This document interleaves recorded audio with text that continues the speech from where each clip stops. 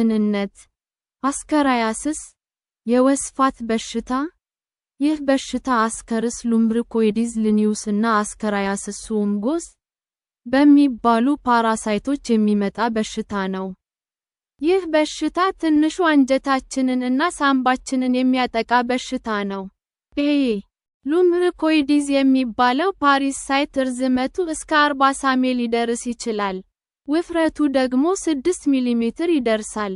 ሴቷ ፓራሳይት ከወንዱ ፓራሳይት በመጠን ትበልጣለች። ይህ ፓራሳይት መልኩ ነጭ ወይንም ፒንክ ነው። ይህ ፓራሳይት በሁለቱም ጫፉ የሾለ ነው። ይህ በሽታ የሚተላለፈው በእነዚህ ፓራሳይቶች እንቁላል በተበከሉ ምግቦች፣ መጠጥና አፈር ነው። እንቁላሎቹ ወደ ትንሹ አንጀታችን ይገቡና ተፈልፍለው ወደ ላርቫ ይቀየራሉ። እነዚህ ላርቫዎች ደማችን ውስጥ ይገቡና ወደ ሳምባችን ይገባሉ።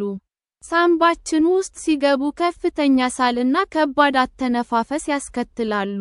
እነዚህ ላርቫዎች ከሳምባችን ወደ ትንሹ አንጀታችን ይገቡና ብዙ እንቁላሎችን ይጥላሉ።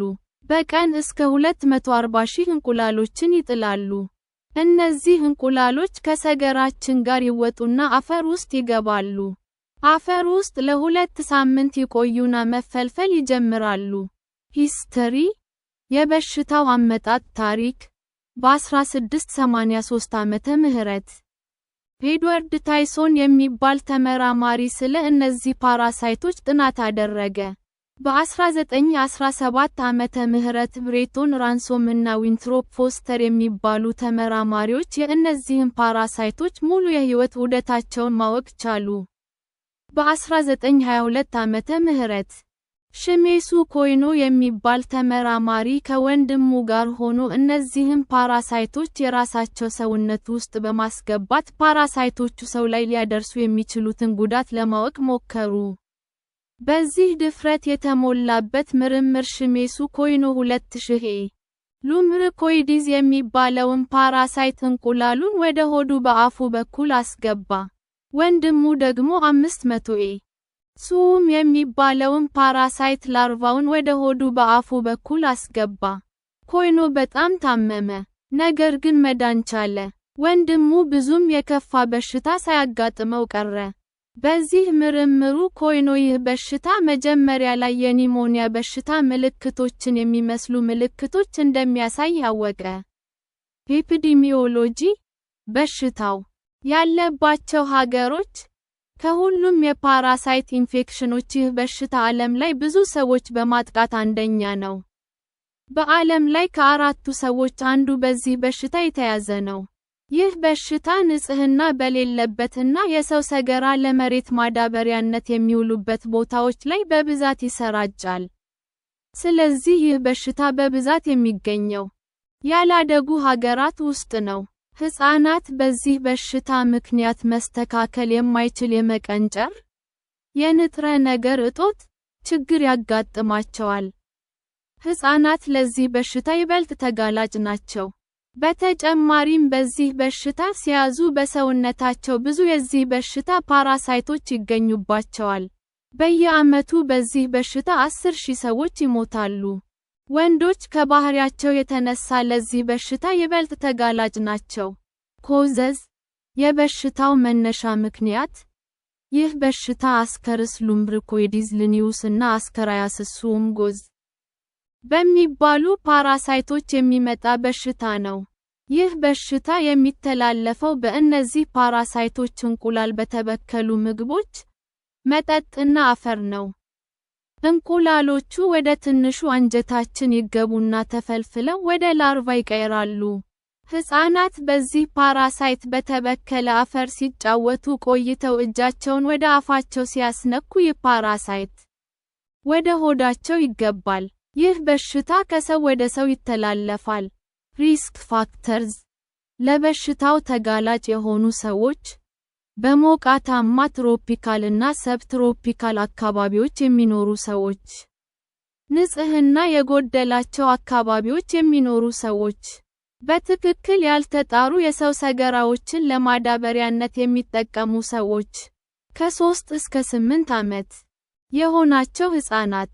ሲምፕቶምስ የበሽታው ምልክቶች በዚህ በሽታ የተያዙ ሰዎች ብዙ ጊዜ ምልክቶች አያሳዩም። ብዙ ጊዜ የዚህ በሽታ ምልክት ፓራሳይቱ ከሰገራችን ጋር ሲታይ ነው። አንዳንዴ አፋችን፣ አፍንጫችን እና የሰገራ መውጫችን ውስጥ ሊታይ ይችላል።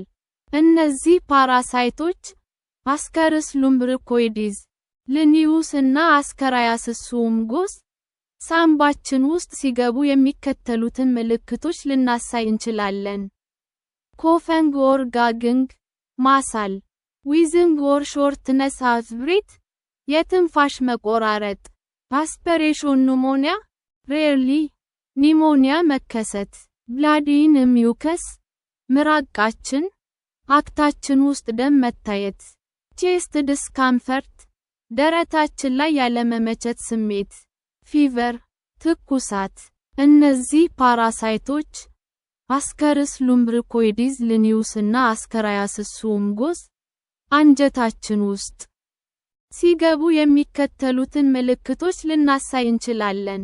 ማቅለሽለሽ፣ ማስታወክ፣ ተቅማጥ፣ የአንጀት መዘጋት። ይህ ህመምን እና ማስታወክን ያመጣል። የምግብ ፍላጎት መቀነስ። ሰገራችን ውስጥ ፓራሳይቶቹ ይታያሉ። የሆድ ህመም ወይንም አለመመቸት፣ ክብደት መቀነስ፣ ህፃናት ላይ የመቀንጨር፣ የንጥረ ነገር እጦት ችግር ያመጣል። ሰውነታችን ንጥረ ነገር ማጣት፣ ቀይ የደም ሴሎች ቁጥር ማነስ፣ የሰውነት እድገት መቀነስ በተለይ ህፃናት ላይ። ከዚህ በሽታ ጋር ተያይዘው የሚመጡ ውስብስብ የጤና ችግሮች የሚከተሉት ናቸው።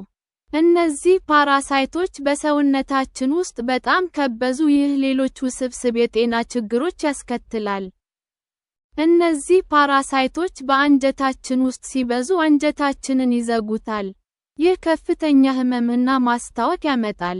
ይህ ሁኔታ ቶሎ ካልታከመ በጣም አደገኛ ነው። ከአንጀታችን ወደ ጉበት እና ጣፊያ የሚወስዱት ቱቦዎችም በእነዚህ ፓራሳይቶች ሊዘጉ ይችላሉ። ህፃናት ላይ ይህ በሽታ የምግብ ፍላጎትን ስለሚቀንስ እና ንጥረ ነገሮች ከአንጀታቸው ወደ ደማቸው በበቂ ሁኔታ ስለማይገቡ ህፃናት በምግብ እጦት ከፍተኛ የጤና ችግር ያጋጥማቸዋል። በተጨማሪም ህፃናት የአንጀታቸው መጠን ትንሽ ስለሆነ ለአንጀት መዘጋት ይበልጥ ተጋላጭ ናቸው። ዳያግኖሲስ አንድ ቴስት፣ የበሽታው ምርመራ፣ የሰገራ ምርመራ። ሴቷ ፓራሳይት በአንጀታችን ውስጥ እንቁላል ትጥላለች። እነዚህ እንቁላሎች ከሰገራችን ጋር ይወጣሉ። ሐኪማችን ሰገራችንን በመመርመር እነዚህ እንቁላሎችና ላርቫዎች መኖራቸውን ታረጋግጣለች። ነገር ግን እንቁላሎቹ በበሽታው በተያዝን ከ40 ቀናት ውስጥ ሰገራችን ውስጥ አይታዩም። ወንዱ ፓራሳይት ከሆነ አንጀታችን ውስጥ የገባው ምንም እንቁላል አይኖርም። የደም ምርመራ። ይህ ምርመራ ኢኦሲኖፊልስ የሚባሉ የነጭ ደም ሴል ዝርያዎች በደማችን ውስጥ በብዛት መኖራቸውን ለማወቅ ይጠቅማል። ይህ በሽታ የእነዚህን የነጭ ደም ሴል ዝርያዎች በደማችን ውስጥ እንዲበዙ ያደርጋል። ነገር ግን ሌሎች የተወሰኑ በሽታዎችም ይህንን ያደርጋሉ። የኤክስ-ራይ ምርመራ። ብዙ ፓራሳይቶች አንጀታችን ውስጥ የሚገኙ ከሆነ አንጀታችንን በኤክስ-ሬ በማንሳት እነዚህ ፓራሳይቶች ምስሉ ላይ ይታያሉ። አንዳንዴ የደረት ኤክስ-ሬ ሳምባችን ውስጥ የገቡትን እነዚህን ፓራሳይቶች ሊያሳየን ይችላል። የአልትራሳውንድ ምርመራ። ይህ ምርመራ በጉበታችን እና ጣፊያችን ውስጥ የገቡትን እነዚህን ፓራሳይቶች ሊያሳየን ይችላል። የሲቲ ስካን ወይንም ኤምአርአይ ምርመራ። እነዚህ ምርመራዎች ወደ ጉበታችንና ጣፊያችን የሚወስዱትን ቱቦዎችን የዘጉትን ፓራሳይቶች ሊያሳዩን ይችላሉ። ትሪትመንት አንድ ሜዲኬሽንስ። ለበሽታው የሚሰጥ ሕክምና። ብዙ ጊዜ የበሽታውን ምልክቶች የሚያሳዩ ሰዎች ብቻ ናቸው ሕክምና የሚሰጣቸው። ይህ በሽታ በራሱ ጊዜ ሊጠፋ ይችላል። ለዚህ በሽታ የሚሰጡ ጸረ ፓራሳይት መድኃኒቶች የሚከተሉት ናቸው። አልቤንዳዞል፣ አልቤንዛ፣ አይቨርሜክቲን፣ ስትሮመክቶል፣ መቤንዳዞል እነዚህ መድኃኒቶች ለ1 እስከ 3 ቀናት ሲወሰዱ ፓራሳይቶችን ይገድላሉ።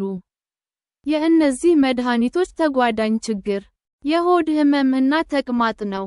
በአንጀታችን ውስጥ ያሉት እነዚህ ፓራሳይቶች እጅግ ብዙ ከሆኑ እና አንጀታችን ላይ ከባድ ጉዳት ካደረሱ የቀዶ ጥገና ሕክምና ያስፈልጋል። ይህ ሕክምና ፓራሳይቶቹን ለማስወገድ እና አንጀታችንን ለመጠገን የሚደረግ ሕክምና ነው። ፕሬቬንሽን በሽታው እንዳይዘን መከላከያ ዘዴ ምግቦችን ከመንካታችን በፊት እጃችንን በሳሙናና በውሃ በደንብ መታጠብ። ከመመገባችን በፊት አትክልቶችን እና ፍራፍሬዎችን በሚገባ ማጠብ፣ መላጥ እና/ወይም ማብሰል ያስፈልጋል።